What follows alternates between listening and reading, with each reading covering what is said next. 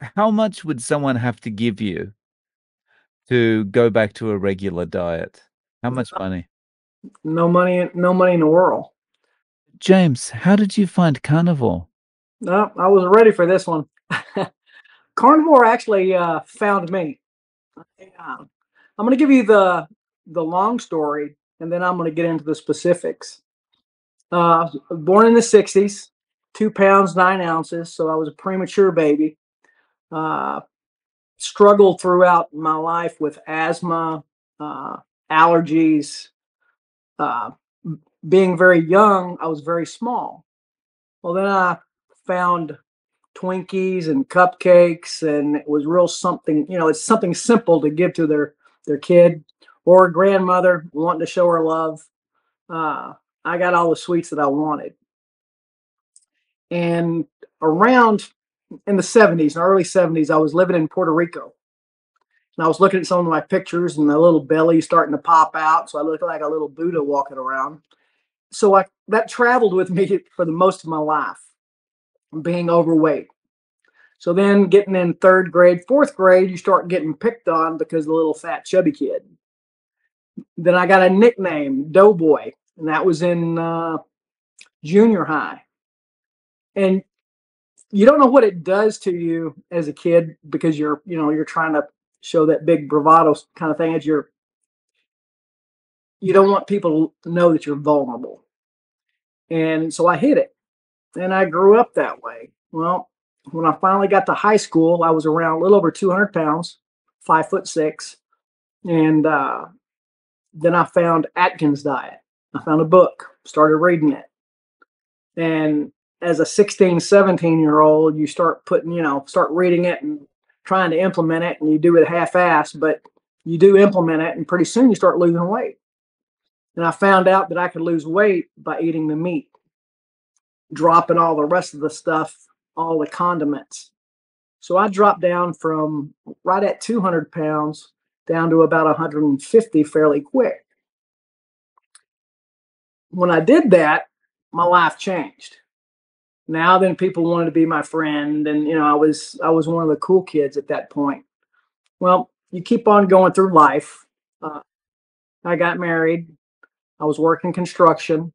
I had two back surgeries, laminectomies, and then you start wondering, all right, is this what I'm going to have for the rest of my life? Arthritis is going to kick in, and you continue to progress. Finally, I decided, the doctor told me, said, you've got to get out of this line of work. All right, so what's going to pay the most and get out the quickest? Well, electronics at the time, so I went the electrical route, got a 2-year degree from Texas State Technical, uh, started traveling all over the world, Ireland, Scotland, England, France, Japan. I lived in Japan for a short period of time, lived in Bangkok for a short period of time. So everything was going great until 1996 when my mother passed away with colon cancer. I made it back to the house the night before she passed to say my goodbyes. And that was December the 24th. She passed on December 25th of 1996. And I think that pushed me in a corner to where I probably should have talked to a counselor, but didn't. I took a leave of absence from work, took out my 401k, and bought a business. And so then I submerged myself in a business that I purchased. It was a franchise, built it up very well. We had, I don't know, up to 15 employees at one time. A lot of stress. Doctor was telling me, you need to get the stress out of your life. Well, me jumping into that, I think, hindsight's 2020. Looking back, I think it was how I coped with losing my mom. Stayed focused, build it, build it, build it, build it. I can't fail. That's not even a remote possibility. I can't fail. Well, I did that, and what I was doing, I was pushing my ex-wife away. I mean, I was leading my own life while she was there, and I wasn't paying any attention to her. We got divorced in 2005. Then I was scheduled to move to London, England with a company, BMS Catastrophe, to be a supervisor for them. Economy tanked, the natural disasters were down, and I was laid off.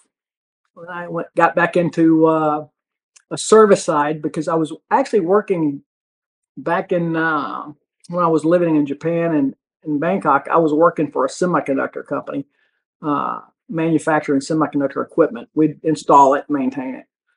Well, now then I'm back into the electrical, started traveling again, got married again, and now then it just starts all over again.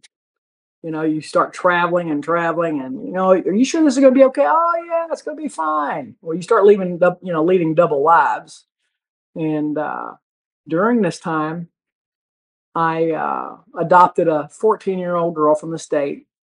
She had a lot of issues, ADHD, ADD. Knowing now what I didn't know then, I wish I could go back in time. Uh, Ran away, got in trouble with the law, got pregnant.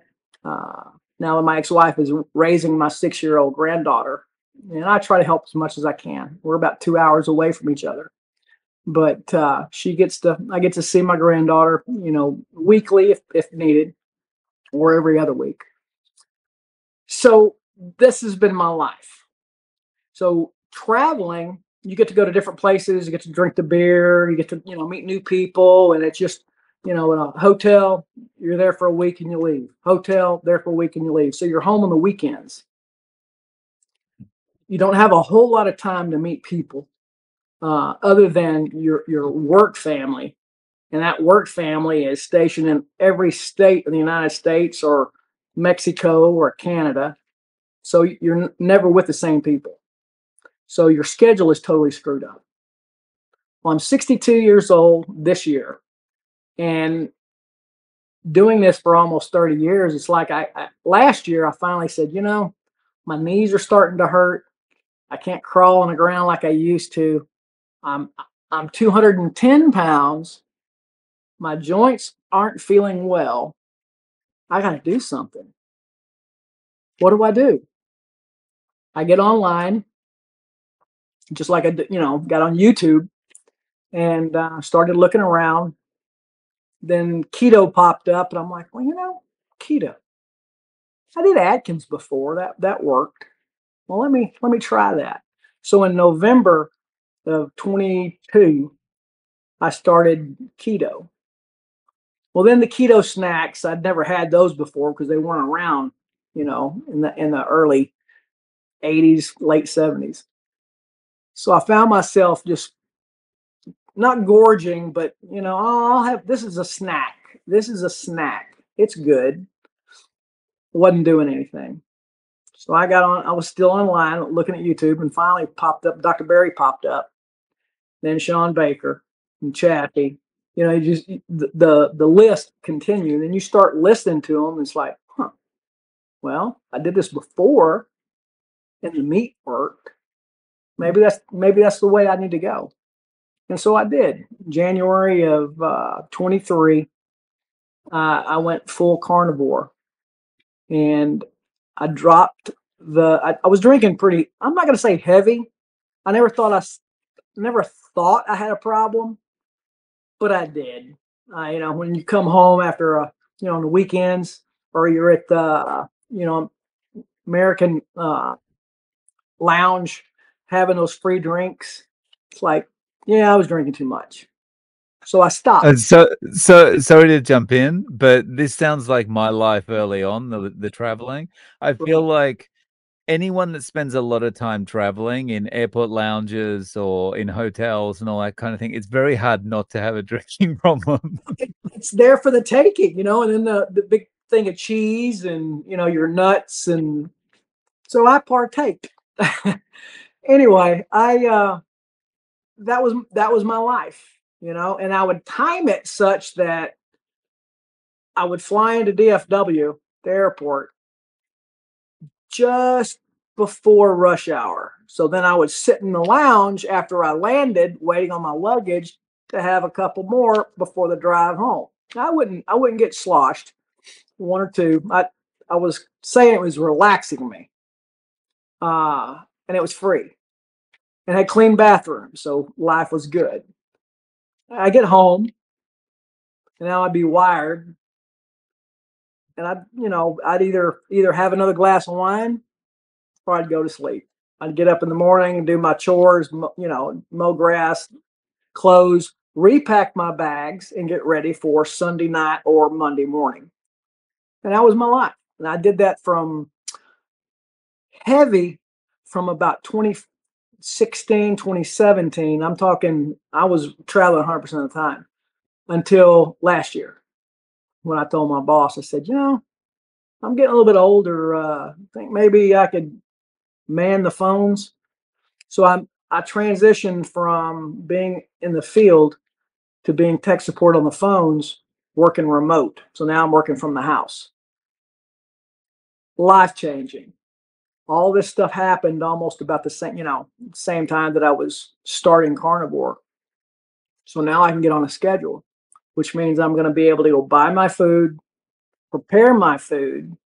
Uh, and at the time, I didn't start any type of weight training. And all this time, I hadn't weight trained in a long, long time.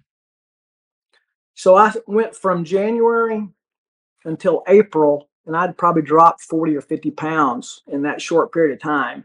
And then from April until June, I went from in January to June, I went from around 210 pounds, just a little bit shy of that because I did lose some in December, to 137.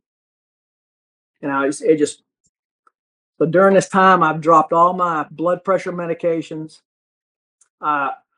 Dropped Humira, which is a very expensive biological for psoriasis and arthritis, RA, and then methotrexate. The methotrexate I had to reduce it, by one pill a week, and it probably took me 6 months to finally get off of it. But I was able to get off of all my medications. I'm not taking anything right now except folate, and you can get that over the counter. Uh, and gout, allopurinol. It took me a while to get off the allopurinol because as I'm increasing all the protein, it did affect it. That's what I think, because I kept getting these attacks. I'd have to go in and get my knee aspirated. They'd pull the fluid out, and then my index fingers, they'd pull the fluid out and squeeze all the tofu. I don't know what it was. It looked like almost like toothpaste. Uh, and it hurt. I mean, joints were swollen, but I continued the course. I'm like, everything. Everybody says it. They're fixed quick. Mine wasn't fixed quick.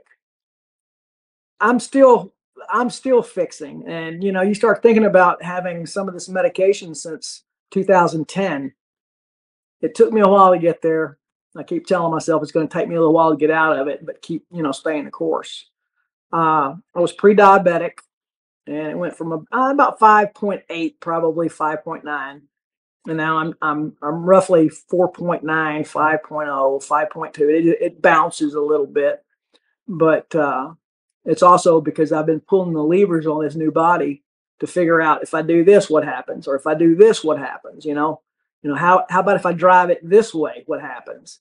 So that's where I'm at right now. I'm kind of playing with this new body that I can go run and my joints don't hurt. I can go play with my granddaughter, no problem.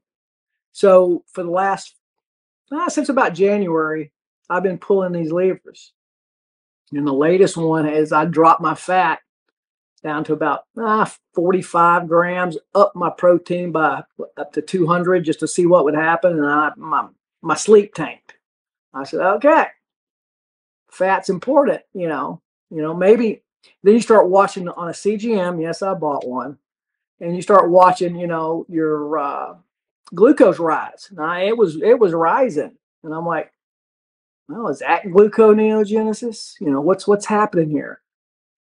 And then you start listening some of the folks online, start reading a little bit. And I was like, no. Robert Sykes with he's Keto Savage talks about a protein threshold. And that's what I'm trying to find right now to figure out where my threshold is. What's the maximum I can eat before my blood glucose goes crazy, my sleep goes crazy, in order to body recomp. Uh, I'm still quite small. I'm still at 140 now for my frame. I feel like I am, uh, but I want to build the muscle versus the fat. So I'm learning all the levers right now to try to figure out what I can do to build the best James. So in January, you're about 210 pounds? In January 23. Was probably about 195. I mean, I did Okay. lose some from November until January, but the weight just fell off when I went carnivore. So the weight loss is amazing. Congratulations. But, something else that I find amazing is at the beginning of 23, the end of 22, you're Mhm. around you're around the weight you were when you were in junior high school. Correct. So I mean, around that point, end of 22, 23, you would probably have said you were overweight, right? I'm just trying to imagine when you were in junior high school, that must have been really rough for you. It was actually high school when I got up to that height, that Oh, weight. okay. Junior high, I was still big. Don't get me wrong. I mean, I look back at some of my football pictures and I'm like, man, I was roly poly. Uh, Mm, but no, it was a big change. Uh, yeah. I Well, went and bought a 30-pound weighted vest. I think it's 30 pounds just to see what 30 pounds feels like now. And I put it on while I was on my treadmill and I was huffing and puffing. After about 15 minutes, I'm like, holy mackerel. I said, this is what this has been doing to my joints this whole time. So when you sling the weight off and get back on the treadmill, it's like, wow, this is easy. So then pretty soon I'm, doing pull-ups. I'm like, well, I've never been able to do one pull-up. Now I can, knock out 10. So a lot of changes, a lot of changes. Even though my frame is small, I'm getting there. It's just going to take me oh, time. But nice. it's fun to go in there and try to figure out what's going to make me feel better. If I do this, what happens? If I do this, what happens? And I never did that before. I always just I ate when I was, when I wanted it, not when I needed it, but when I wanted it. Now I try to eat one meal a day, sometimes two, but right now I'm trying to lean out a little bit. I'm about 19%. I'm trying to get down to about 15 before I start packing it on again because my mind is like, if I get down to a leaner weight, which is what I want to, it's vanity, but then I want to gain a little bit and I want to stop again about 20 and do the same thing again. And hopefully I can build it with the muscle instead of the fat. So that's it. When So it when you talk about the way you're eating before versus now, it feels like certainly when I think about put myself in the same position, it feels like in the before times we're almost eating unconsciously. It's there, just yep, I'm grazing the whole time. It may be I may have eaten only one meal, but that one meal had 6 beers, it had, just the sauces and the chips and nothing of substance. I mean, it was nothing there. It was just empty food. And now it's like I'm buying ribeyes or sirloin. I like sirloins. I like hamburger, and I no totally 180 degrees the other direction. Everything is starting to make more sense to me. Uh, my rheumatoid arthritis doctor, oh, you'll never be able to eat sardines again. You'll never be able to do this again. You've got to stick with this. Well, unbeknownst to her, for the last year, I've been removing all of the medications, eating the sardines, eating the steak. Uh, I think I've got another appointment. It'll be my last appointment in June, and that's when I'm going to break it to her, and I'm stopping. I just want the blood work. So um so and you haven't had a gout attack for a while now? no, I haven't. The last gout attack I had was I think October of last year, and so I don't want to. let me knock on wood here. I think I'm out of the woods now. The only thing that I have left that I'm working on is the psoriasis. I've got one small patch on my left knee, which is about that big, almost not quite, just below the kneecap. And I can watch it. And as I change my diet, I can, sometimes I think I can see what's going on. Just recently, I joined the gym and they've got a tanning bed. So I jumped in the tanning bed to see what would happen. And after about 2 treatments, I'm like, whoa, what's happened here? It started subsiding. So now I'm thinking, well, maybe it's vitamin D, zinc. There's got to be a correlation somewhere that maybe I'm deficient in, and I just don't know. So I'm trying to decide if I just want to keep hacking it myself, or if I want to go get more tests done and find out where my vitamin D levels are and zinc. Mm. So Did you have you noticed in the last year an improvement at all in your oral health? yes, my dentist, was asking me, he said, "Wow, you don't have nearly as much tartar." And I'm like, "Oh, okay." And she was asking me, what I was eating, and I told her, I said, I went on a carnivore diet. She goes, "My husband did that too." I'm like, "Oh." So we started talking about that, and less tartar buildup for sure. Uh, I've still got one vice, which is coffee. I've been trying to slowly get off of it. Well, alcohol is easy. This coffee thing is, I don't know if it's in my mind, if I'm thinking, okay, some people say it's good, some people say it's bad. What is it for me? Well, I quit for about a month or two, and all of a sudden my digestion issues went away. You know, my Bristol number was like superb.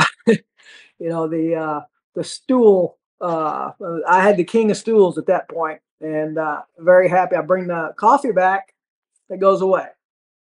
I'll start getting. It's not explosive or anything. It's just it's very watery. So I don't know if it's something in the coffee or if it's just all out, warm water on top of food. I don't know, but there's something there. I wonder if so you've always been a coffee drinker, right? For the most So, part, in the before times, did the coffee affect you that way, or is it really just since you changed your diet? change my diet. Mm. I've had gut issues, probably, and I start thinking back, about it. It was about the time I started taking Humira and some of these other medications that I started getting either, mostly it was diarrhea, but there had been several times that I'd get stopped up and a lot of it. And then now I start looking at it now, it's like, oh, I was eating way too much cheese. But now that I don't eat cheese, and I try to, not that I don't like it, I love it, but uh, I don't need it. I don't crave it. It's not like me being at the airport. Oh, I had some free cheese. I don't. It doesn't bother me. Uh, so I choose not to, just because of the calories. So you talked about the psoriasis. You're still dealing with a small amount of psoriasis. Have you had anything like any kind of fungal infections? I had a toenail fungus, and Mm. it's slowly clearing up. It's still, you can still look at it on one toe, but there for a while, I guess the toenail was very brittle. I could just peel it off and it would crack. Uh, Oh, just, so now I'm slowly getting out of that. I don't see that anymore. Allergies are gone. I'm not. I don't. I haven't had an allergy in over a year. Uh, Let me see what else. I think I wrote them down somewhere. Psoriasis. so just while you're going through them, let me say it always strikes me as amazing, but not amazing. It's like amazing that so much can change and be fixed by just changing your diet. But then it's not really that amazing because all you're doing is taking the poison out of your diet, you know? 100%. 100%. The cravings of what really blows me away. I mean, I honestly, I have no alcoholic, cravings. I have no Twinkie cravings. Uh, I hear a lot of people have to just stay away from stevia. Well, I'm still on it. Every once in a while I'll have some, whether it be in the element, whether, if I put it in my decaffeinated, coffee, uh, I'll put it in there every once in a while just to give me something different. But it's not something that I shy away from. I don't abuse it. Uh, but and you know what? It could be that's why I still have psoriasis. So I've got to decide, okay, do I want to go strict, lion diet for a while to see what happens? But The great thing is you're now in the position where you can test this kind of thing easily, right? 100%, 100%. It's just like coffee. I've already tested it enough to know if I stay away from the coffee, the digestion improves. It's not so I've got to make a choice. So, if you want this, you're going to have to do this. So it comes down to that. I'm just having, all these changes have happened in the last year. It's like, whoa, let me pull this lever. Let me pull this lever. Let me see what happens. And you just need to stop, slow down. I journal. I try to write down, everything that I'm seeing, and I need to do more of that just so I can stay on point. I'm hoping somebody that works a technical support job or is going from city to city like I was doing will listen to this. Hopefully I can resonate with somebody that hey, I was right there, because I look at my peers in the company that I'm working in now. uh, they're all overweight. Like every one of them, not just a little bit but a lot. So there is a common theme. uh, you don't realize how bad stress will put you in a situation like that, because I was stressed. You get up at 2 o'clock in the morning, you're at the airport by 5, you're getting a flight, you're landing, you're going straight from there to the customer location. It's stressful. And then if you're married, you've got all the stuff going on at home now that your wife has to deal with. It's a tough one. So It's rough because you're going through stress all the time, and then you also have that stress going back home because you have to kind of get back into the swing of things at home, and then also, okay, well, let's talk and kind of, reconnect, and then there's a bit of stress there as well because it's like, here's all the problems I had, and here's all the problems I had, and right, right. And it just makes it for a rough time. I hope it resonates with somebody. The one thing that I can say is, get your diet on point, because there for a while I was traveling and I was going to McDonald's and I was getting the burger patties, and that's what I was eating. That was the way that I knew that I could at least somewhat stay, in a good spot. Uh, Going out with all all of your peers with the drinks and whatnot. I mean, while I partook, I didn't overindulge. I mean, they were like, James, you're not drinking? No, this diet, this diet drink or this iced tea, that's fine. I don't want anything. You just got to make a conscientious effort. And my big why was pain with arthritis, and with my granddaughter, wanting to keep up with her. So I think everybody has to find that, and they're gonna have to remember that, on a weekly basis, almost on a daily basis, until your whole outlook changes and your food issues are taken care of. I mean, you've really gotta, deal with that head on, and until you fix that, you're just going to be in a bad situation, and that's where I found myself. yeah, there's nothing quite like experiencing arthritis and then having it disappear. 100%. Yes, I mean, my life was dealt with. I was crawling on my hands and knees working on equipment, and then having to work to get back up. And it's like, wait a minute, now let me stretch my legs out. And or you're at the hotel and all of a sudden your knee starts swelling. It's like, oh, something's coming on. And then you can't move. And so now you're calling, to 24-hour care, and going in, and then they think you have a heart issue because one leg is swelling, the other one's not. It's like, no, no, no, no. This is what it is. It's just no. I feel for anybody that has arthritis, gout. I've been there. If I have one thing to say to them, all these Facebook places, with rheumatoid arthritis, you get in there and start talking to somebody, and oh, you're crazy, get out of here. All right, I've tried. My family, while they've seen the changes, I don't think anybody's ready to just go and jump in and eat meat. Hey, more for me. Are they kind of accepting of that, or are they kind of like you've gone a bit crazy? My sister has accepted it. She looks at it and she sees the positive changes, so she's 100%. I think she lost her gallbladder a few years ago, so now then she feels like she can't do it, and I've been nudging her. You can do it, and I don't want to get over. I don't want to. I don't want to talk it to death. I would much rather someone look at me and go, okay, well, hey, what'd you do? I don't want to go to them and say, hey, I can fix your problems. I don't want to. I don't want to come across that way. How much would someone have to give you to go back to a regular diet? How much money? No money, no money in the world. Um, I bought so many new meter probes. I bought skillets. I bought a new Ninja air fryer. I've got all the tools for what I need. I'm not going back.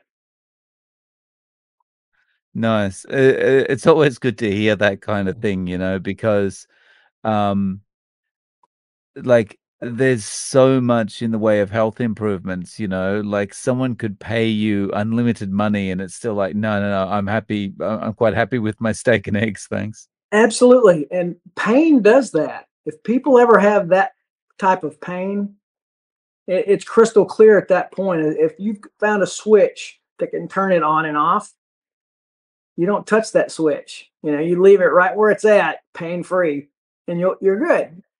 Uh, am I going to say I'll never have a blueberry again? I don't know. I mean, maybe I'll test that, 6 months down the line. But I want to get a few more things taken care of before I start trying to, change because it's working. Nice. So James, how can people reach out to you? Have you got a website or a YouTube or social media? No, I haven't jumped on that yet. They can email me if they want to. I can give you the email address. It's cardinal_pilot at yahoo.com. I am a pilot, so that's the. Oh, you are a pilot. That's what the traveling was for. Well, no, I'm a pilot because I like to fly. I've been flying. I got my license back in 1985. I've owned a plane, but now it's I enjoy it. Uh, so anytime I get to go up, I'll go up. What's the I'm super interested in flying. Like what kind of size plane have you flown? You learn typically in a little two place. When I took my lessons, it was in a little 152 Cessna, and travel 80, 90 miles an hour, 100 miles an hour. I mean, they're not fast, but they're designed for economy and to learn. It's a very very easy plane to fly. I had a Cardinal 177, hence the name, which is a four-place airplane, and it wasn't much faster, but I could carry more people and luggage, and I had a good time. It was a stress reliever at the time when I had my business, so I could get up, go fly, uh, and enjoyed it. I'm a scuba diver. An instructor. I got my instructor's license in Thailand, but I travel so much I never got the opportunity to teach. But I still got it. So it was just like, okay, let me put this on the wall. Let me go do something else. So it's an accomplishment. And you just reminded me, what part of Japan were you in? I was in Kawasaki, and I've worked in Nagoya. There's a couple of there was fairly large semiconductor plants there. I think Fujitsu, I think, was one of them. But it's been 95, 96 time frame when I left there when my mother got sick. But then so I've lived there, lived in Senju, Taiwan for a little while. It was just an apartment, and then lived in Bangkok uh, proper, right outside of Don Mueang Airport. I had a driver, had a maid, 3-story house. It was I was living a life of Riley there for a while. Uh, That's pretty cool. oh, I had a good time. I was there for a couple of years, but we enjoyed it. But Mm. now that I look back and go, I'm glad I did it then. My joints weren't hurting. I got to do a few things, and now that I'd like to go ahead and live my life now here in the United States and enjoy it, and then travel when I want to, not when I have to. And you're in Texas now? I am just just Mm. south of Fort Worth, which is right around the DFW area. Okay, Little small town. nice. Well, I really appreciate you coming on, James. Thank you for sharing your story with us. Absolutely. I look forward to seeing many more of the interviews that you're bound to have, and I hope people at least give it a try. If you don't have anything to lose, 90 days. If you do it 90 days, you're in.